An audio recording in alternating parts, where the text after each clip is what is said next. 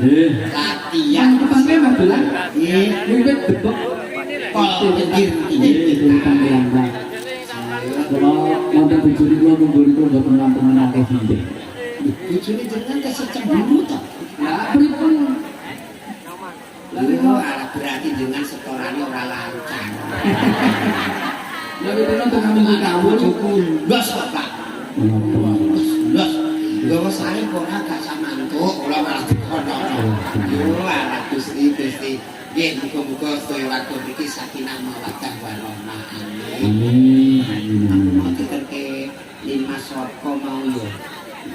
Kula ditelke mulon metu mburi panggung mawon Mas kula nak kengking mriki. 12 nang teko rumah dalem. Iki sing bener sing kepiye kok ya. Sugeng Cahayu. Si asmanipun sinten saking pundi? Kula Sinta yang di Tambarono. Kuliah pertama pacar napa badhe mantenan? Yo, langsung sinten saja. Sekolah apa wis dipacar? Ini lulus Kelas pinten? kelas 3. Kelas 3 beda nek pun kuliah pun sukses dengan dadi warang-warang gondang kira-kira golek bojo niku sing pripun napa tuntas nek aku saran ya sindene golek bojo aja yoga Tapi apa sebabnya bojo kan nek yoga apa meneh sing bagian kenong lara lho sinden nang bagian kenong tok bojo sinden sing sindene lara lah kono kuwi pilang-pilang bojone kok duwe loro ora temen lho Pak kiwa tengen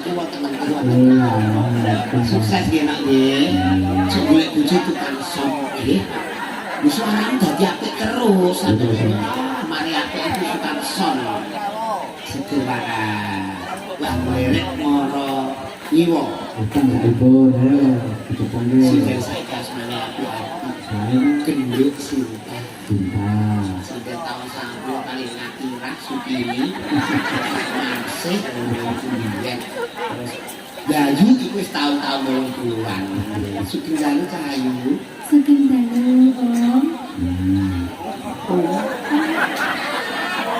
Lah pripun? Kayak ponakan tengah tubuh saya dikenal ojo om to Lah sinten? Mbah Mbak. Mbah Mas ini panggung depan tubuh gak nom asmane sinten saking pundi Nggih, direktur kepaman nami kula Wulan. saking Tambarejo Bojonegoro. Kiai Bojonegoro Kiai seni-seni kan luhur mereka wonten ST isi Surakarta lho. pun semester pinten Mas semester akhir. alhamdulillah karena Pak Marno Mas mriki ngetik isi Oh, mana? isi pirang-pirang niku Isi apa? jenengan kates wonten timbuk enten tetan Bakal bilang nggih yang terbaik selalu untuk jenengan pun sewu pun promo apa pun gagal pacar pun beda pacar. Adalah jalan sebelum janur melengkung diulang masih milik umum. Apa-apa dinyakin ibadah dengan nggih. Pacare tiyang pundi niku? Yang Solo. Oh nggih, ora apa-apa nduk. Bojo ki ning ngendi-endi kon akeh nek jenenge judu golek siji. Amin amin. Glerek marang iwa. Itu mereka dari tekan bilang Glerek. Wah, mereka di sini terkenal juga. kita rekam. Dan Dalu Kang Mas. Nendo rapopo. Galak lerang. Monggo Mak Cani.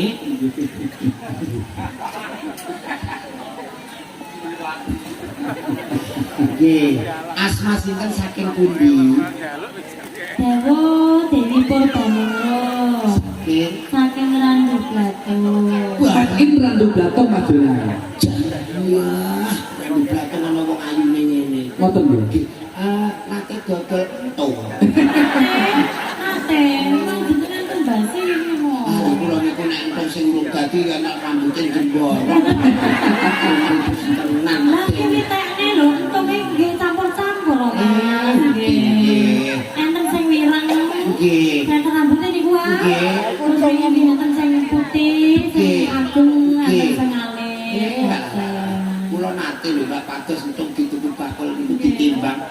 ndodok lho untuk segelas kok bobotnya setengah kilo malah gue aku katut temumpang. Tunggu ya. Adae.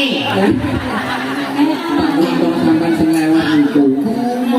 Segelas cilik kok setengah kilo barang karo ngadeg kok gede kok sakno. Jebule gue aku katut temumpang. Tapi kok ngene sampean sae. Nggih anu gak wong jenenge. Lah mesti wis gawe. Nggih. Wong jenenge entuk kadang kudanan kan dadine ra pate apik ngirim-ngirim untuk jadi tapi mangkar ora kelar dadi yo sireng Sambat itu kan bilang nyun sewu putra pinter Nembe setunggal. bisa penak Kok ngono omonganmu lho, Mas? lho pripun lan jenengan iki nembe putra siji nek isih penak kepengin duwe turunan meneh to Oh, ngoten nggih. iki yo selerane Pak Hansip Marno ingin lebih. ngeten iki rondo-rondo sadu-sadu Oh, nggih sembah nuwun blerek marang niku mereka sampai mana apa betul masih ada. nek niki nggih ditakoki asmane saking pundi ora beda-beda Oh, betul. saya setunggal Lalu tahan wong wedok sing model ngene kuwi sing lanang kudu minggat ditakoki cekak-cekak nganggur ning ora apa-apa jenenge ciri khas Kiai tegas ngene iki asmane sinten saking pundi nami kula Mbak Lilis Majalah. si saking Saking Blora. oh lho nek niki ampun jenengan tak pun putra apa pun garwa mboten usah Wis sampun. langsung to the point Ribut. pun dimik bocah pinter ora usah to the point Jadi kan kok malah takone sing kaya ngono lho, Mas. apa mboten rak ngoten ayo karek jawab kae pun dimik bocah pinter ora usah diketuni wong manggone Ribut jalan kali ini. ono bapak ki ngemi rak yo ora ono Dereng nate, Mas. Dan lebih kecil itu. malah nek kula nggih wegah wong kata wis kedak Mboten niku lho napa kan saniki wonten susu formula ngoten lho. Terus mimi botol. Ini bisa original ya. artine apa wong pun ngendika dhewe ngono mimi sing dimimi susu formula lagi ambake pun susu bendiran Malah rusak. Sia-sia lho kan aku. ora apa-apa ora ya ora parah nakal kok nek susune muntir lho ketenan karo Mbak Nani ya kok ya saking Blora gawane jenengan iki Ribut. wong sing budalan derek ta Derek. wah kaya kula nggih carane anggo wong wedok ngetokke wong lanang iki carane Mereka penasaran Mas Julan. Winginane jenengan dari kena sikit dan adik sini no. Mbok itu udah kenal. Nek lawang dia dikatilan. Pengen ngawur-ngawur Mas Julan kaya apa gitu. oh nggih trek kula Ini niki kok bisa terus paling kayak gini nih. nggih alah nanti dikabuke itu kok ya wong sewu budalan nggih niki sing asli budalan halo Jalan delik. nggih mau ibu-ibu iki mau sedaya nuwun foto anakku nih jenengan sing derek sinetron niku ta sing judule balas dendam niku nggih Ini kamu nanti ya. kendali budalan nggih bojo dalang kok isinan nggih mbak jenengan sing bojone buku biasa nggih ya Allah di barokah sedaya warung kono papat cacahe gek limbuk cangik sampurnanan indah beksane luar biasa Kalau derek ganti warna Mas Julan. nggih Arek mereka buat nanti berarti dasarnya untuk membeli mereka buat nonton tonton seni. nggak Kalau mereka itu yang harus bunuh diri dan mereka ini. pun nek jenengan kepengin sinau tembeling iki kondang elok petani ini nek enten tiyang matur jenengan gawa wayang karo ngoten pun cekak wong sinau ora kudu awor Mungkin guru ya derek bocah anak. alang anyaran yo karek ngundangke Pak Purnomo ora sinau iku ora kudu nganggo buku ora kudu nganggo guru nek awake dhewe iki niat ilmu maling marang alam iku iso katekan Priko enten buburan minyak, jenengan terus nisore terus angkung ora masalah. Sing penting iso. Lah ibu-ibu iki nyatane iki yo rada sekolah ngisi Surakarta yo iso ngandel iki Bu nggih. Wanita multalen ngeten iki. Majalah, majalah, mereka di live streaming saking datang-datang WMC Purwosari. Nggih, sugeng dalu Mas Karno kanca sembah nuwun live streaming langsung. Kalau di pandegane kadang terus Mas Karno CS. Nggih. Versi WMC menika sloganipun siapapun jalannya yang penting Wayangannya. wayang. Nggih. Tepuk tangan untuk WMC Purwosari.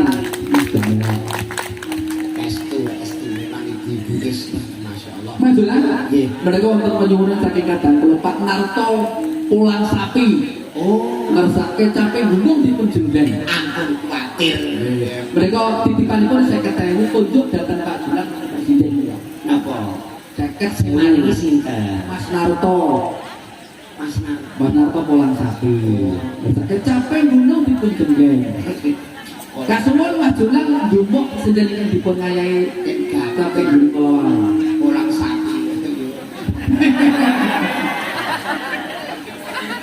Nuwun sewu Bapak nggih niki jane kula pun di rembug dangu kula pun dicukupi Pak Lurah lan sedaya warga. Mboten usah nganggo ngeten iki. Bisa. Iku langsung ke Bapak Jelatus. Bajunya tenang. Ora enak Pak kula niki. Saya ketujuh satu. Enak. Mas Julan. Nggih. Menika senjen dipun dawuhi bahwa capek gunung badan itu Pak Lurah kedah naik panggung. Harus Harus. Pak Carek ugi kedah derek. mungkin Inggih Pak Carek. Untuk tembelin itu gajah tamu anak Carek kata tiang yang derek tepat. Oke. Iku wau Pak. Perkarane apa perkarane? Pacarane napa niku? Syukuran kita nanti bunda. Mula Pak Carek kali Pak Lurah kedah naik panggung. Pak Lurik Lurah karo Carek. Inggih. Nek sadurunge capek gunung Capek gunung dipun jendeng. aku ki ora sinden pinggir dhewe kek gah. Bayu. Oke. Ya. Ala kemayu ra macak yo elek. Tapi tekne lho Mas, sampean wis sio-sio aku terus ket mau kok. Aku jadi Orang itu karena kalimatnya agak tegas bukan karena tidak sayang, justru dia lebih mencintai. Iya.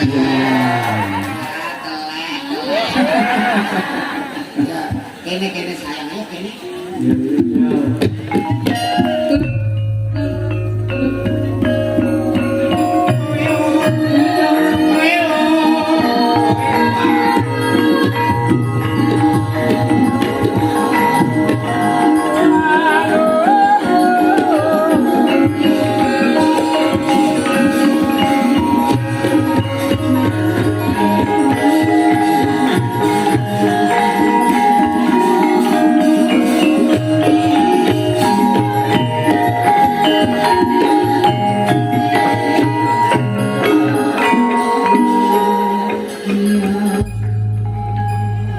Capek gunung Pak Bro saking kadang terus Kinarto Pulang Sapi. Nggih, diaturke anu Mbak. Jika saged-saged iki legane manah pamirsa lan yo. nggih pangapunten nggih Mas Julang menika semantenipun. Wonten sinten lanis, sinten lanis. Lanis sinten Nggih watuk niku. ora apa-apa. Alasan. Wonten estu. Iki wau Waktu betul budang rencangkang waktu. Ala tak balekno sesuk gonda-gonda. Betul enggak Ya ya itu itu. tadi bojo ngono. Lah pripun wong juga gede ada mau ya ditawani Mbak Is monggo menawi kersa pisan. Maksud iki jago atau padaku. Mau ya pokokan gedane Pak Jarang. Sinten ra tanggap dalem nawani gedang iki lho. Iki lho. Mulai ora pripun iki gedang ra ngoten lho. Mbak Isa kersa pisan ngoten. Nah, estu to Mas, lho ngoten. Terus Tengeja langsung mlebu to. laranan jenengan iku ya ora mudeng sanepa. Langsung Bisa gowo. bisa sing pundi Langsung Pak? digowo. Ya saben bengi. Ya balik ini. Alon-alon soalnya sing geteri kiai. Kiai napa? Ya kiai sing pirsa nada. Terus mungkin menawi kula klentu nyuwun pangapunten ngoten nggih. Gender iki nekasake wong wedok. Kadangane cilik pucuke jebel. Ana pun nggih to. Lah ra pucuk gender apa tutuk besi. Kok cilik ya Mas? Apa sing ngono ora cilik nggonmu sing ketabrak. Ya kok saro. Saben lho ora apa to. Saben Assalamualaikum. wangi nyawa.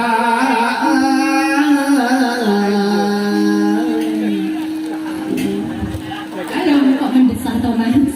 Aku tumbuh. Bojoku melu ning aku. Bojomu melu to Mas? Sorry, tetep aman wis ben tak umur sithik. Ya kok yang nggo satpol PP barang iki nggo apa ngono lho Mas? Mate nggo pengawas, aku ndek cara beda karo Pak Dalang ora ndek cara. Tahun Wah, apa? bojoku tak tukono sithik 2 kilo. Aku muni iki permen juicy aku. Ya kok bojomu kok ya Mangan manut. mangan sepion wae. Kok ora iso tangi lho. 2 minggu. Cangkem iki jan kaya lekap. Ya lah, tak jenenge wong iki luru pangan. Iya. Ko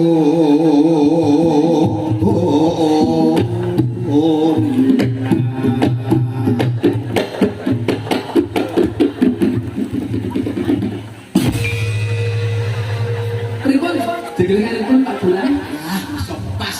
Tet niki ora usah diodo-odo kok cedhak kok latar kok pas.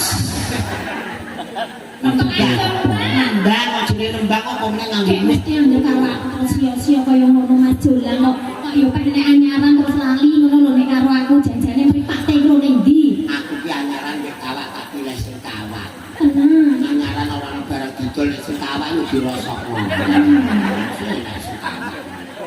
Mereka kanca-kanca saking desa Gading dirawuh. Oh, Sugeng Dalu. Nggih. Gading apa Nggih, sak tomo pindeleke. Lah Tomo Sugeng Dalu kepala sekolah SD 1 Tembeling to? Alhamdulillah Sugeng Dalu. Nah, Kulo kalian rajunan. Terus nalika jenengan dari masjid menika panggil kali Pak Tomo. Kowe eling alang Bambok. gitu. Kowe tekan iki kowe eling alang Bambok. Ngalangi Pak Tomo Sugeng Dalu. Mangga, lanjut. Yang remaja, ayo. Yen memaja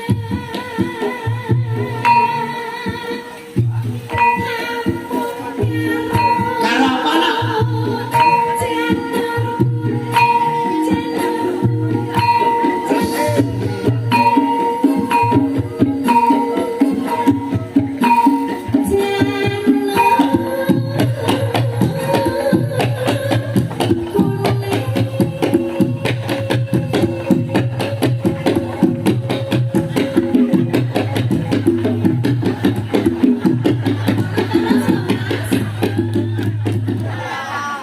Nek rasa mendang mulai.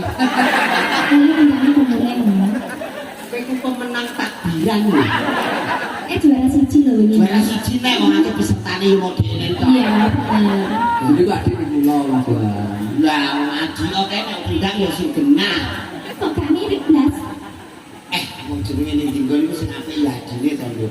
Nek sing garep iku bapake mbek ibuke akeh genaon blayang-blayang. Lah nek sing tengah kae bingung mikir butuhan nyambi. Lah nek sing mburi wis uripe tenang menane rata-rata bocah mburi iki ganteng. Nek iki ya ayu. Aku koretan lho Mas. Kurang bahan.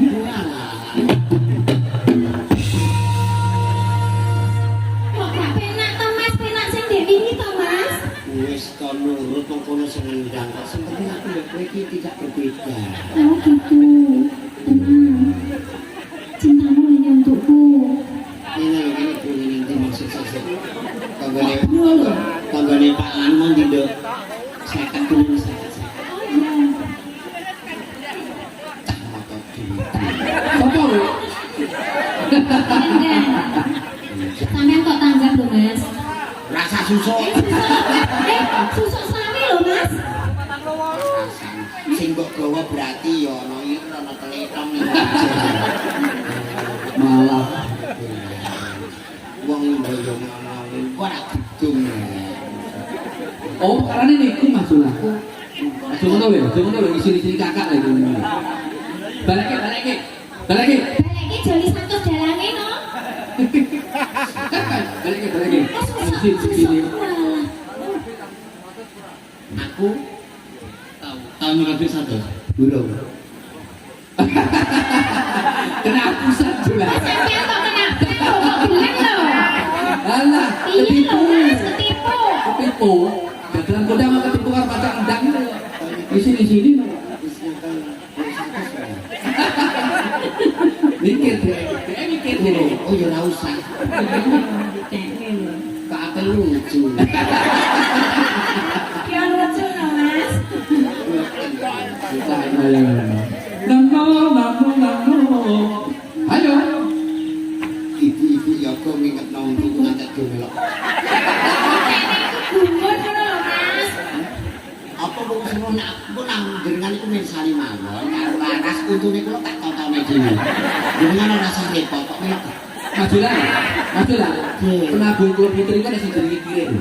Masa Kire. Oke, lah nek medis ya. Sing ngerti-ngerti nek kok. Oh napa nggih? Kire. Endes. oh tak layak. Tak layak terus dikeroyok wong delok. Yo alah, sarunge dicik lho. Sarunge diambakno nek karo ngene lho. Yo padha ae sing wedok meneng ae. Pripun wong dikumpul kaya ambeng lho mas. Padha butuhe. Pada butuhe mboten lho. Butuh mersani. Oh nggih, butuh mirsani terus menika. Kendang wae weton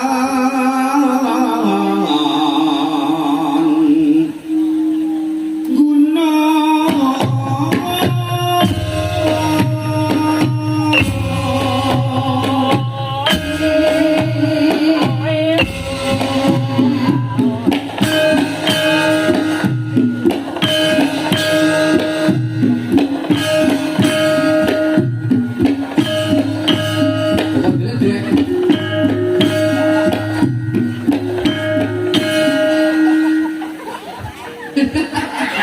Bolak-balik kok sakit ae. timbangannya ragono gilirnya lho.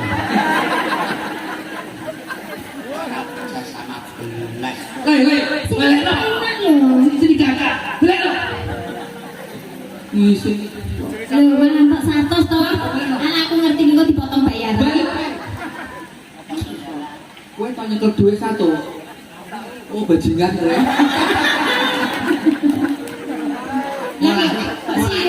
Kok ngurip iki? Lah iki dalan lomo. Lah lomo kok mlengak karo aku. Betul betul. Kok nandur ku muncul. Saya oleh 100 gue ya. Kena ora kang. Sampai nggih kayak majulan. Oh, anak di sekolah yang pondok. Ini gaya tri ini kadang-kadang. Lanjut. Ini ngomong. Ini oh, aku ngene lho Mas. Matane. Apa ora yang sing kocok kon. Ya sampane. Film ya rono to Mas. Ya aku mau ucap salaman wegah kumpul. Lah ngapa? Aku barus. Kapan barat sore masak Mas. Aku Pacita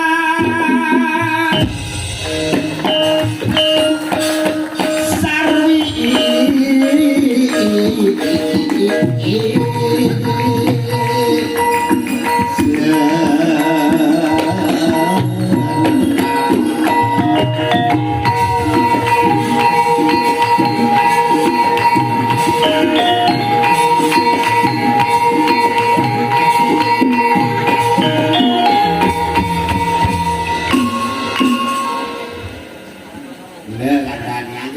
Angger bentuk yang ngono kuwi.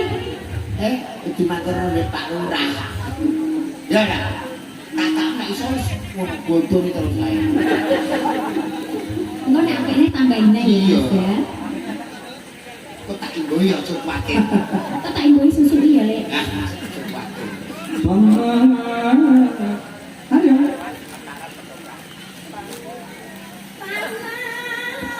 Ketoprak itu bakso. Teluk, teluk, teluk.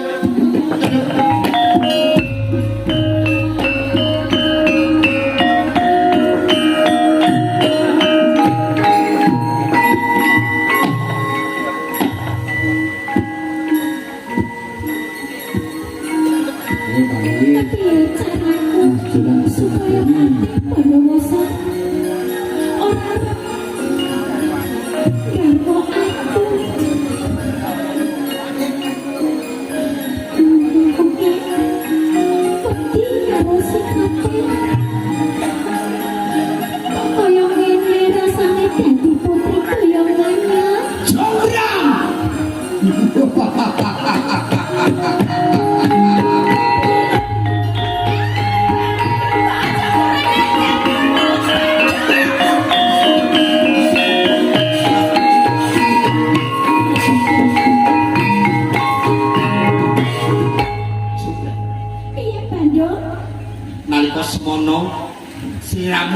watune saiki dadi putri boyong. Kamangka aku ngersake kowe lagi marang pun Bandung Bondowoso. Ora suti Bandung.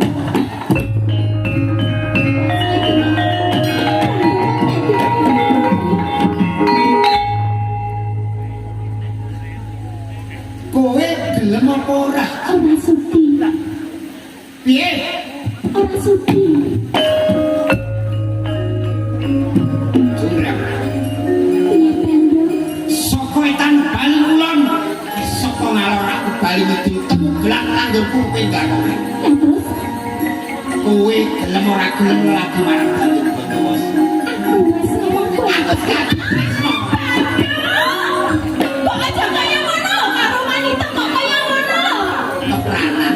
Kepranan ning aku Yo. jurang gelem ora kerja.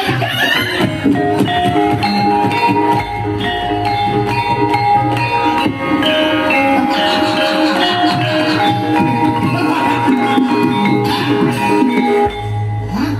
Kenapa kok kaya ngono lho ya maksa-maksa ngono lho Bandung. Aku wis ngombe jamu tak kok. Aku kira suti lho karo Aku ki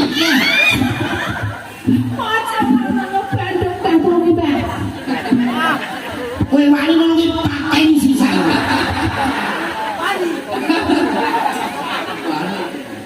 Bandung aja kaya ngono lho Bandung. Alus iso udo paripaksa ya bisa. Jurang Bukan. Iya Bandung. aku stadion. Aduh seneng aku rantes lho Bandung. Ning aku duwe bondo. Aku putra penting Prabu Damarwaya. Kurang apa tetapi teksa bondo donya kowe bakal tak runci. Kagemanmu dadi mutiara. Aku ora butuh bondo dunya. Tenang, Tenang. kowe ra seneng iki. Hah? Gedang. Ya. Jurang. Tenang gak Tak mateni kowe mati. Tak uncalake kuncak ning aku mergo tresno kene. Ning ojo temak-temak to Bandung. Aku ku wanita kang suci lho Bandung. Iya Bandung.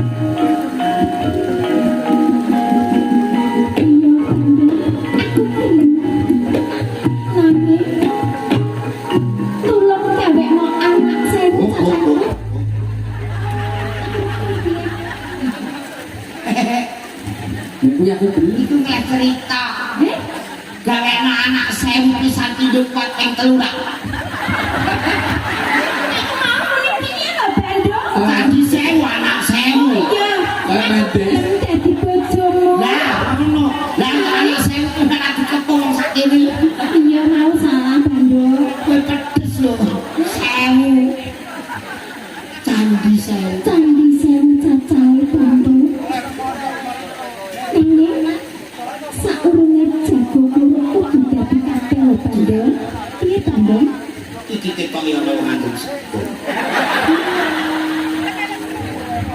Bawa tulang kok ya awas lho. Pesen sik kono biasane nek maju Nuwun nyuwun Prabu Boko. Resek konselnya kesane didur dhewe. Jurang. piye Bandung? Suami ku dadi Heeh. Bandung Bondowoso nyembadani sesuk-esuk candi wujud jurang.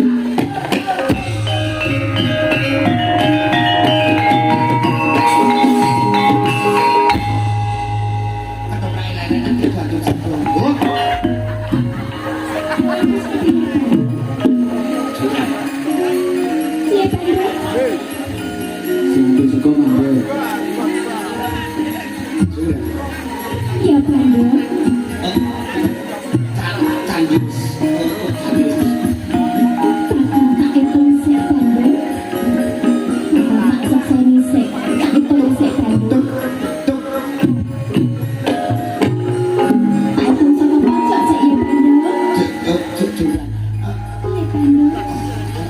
Lah kok ra diitung lho? Ora apa-apa Bandung. Aku kepengin nggotekke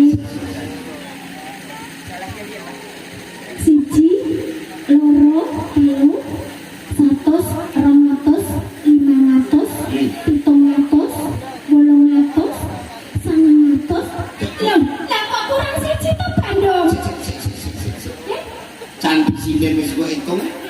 wis tak hitung mau. Candi Hansip wis mbok itu. Kabeh wis tak hitung Bandung. Mene kae wis mbok itu. Kabeh wis tak hitung Bandung nanging kurang siji Bandung. Kurang siji-siji tak gawe. Ora iso Bandung. Ora sudi, ora sudi. Pun kakang ngambah manah. Astane pun kakang ana ing siti nyuwun sinamu dolan menawa. Tetep ora bisa Bandung. Juga. Piye Bandung? Kalau ora kena kula. Kowe wong wadon kang wangkot kurang siji kowe jangkepe juga.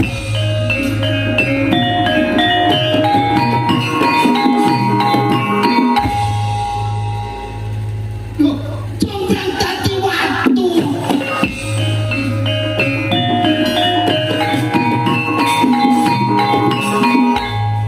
Jombrang. Tanganan iki.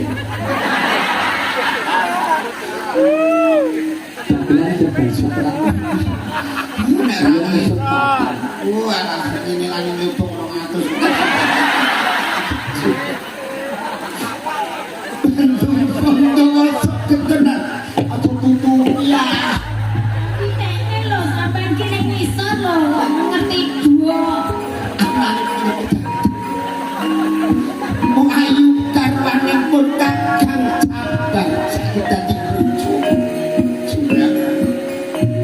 Kanggo ingin jaman saking tebu. Bapak tak ratu Porjandilan tak weni ketengen. Ing tembe kadya kutha kang gedhe. Siramu ratu ning candi. Tak weni tengen. Candi Loro Jonggrang.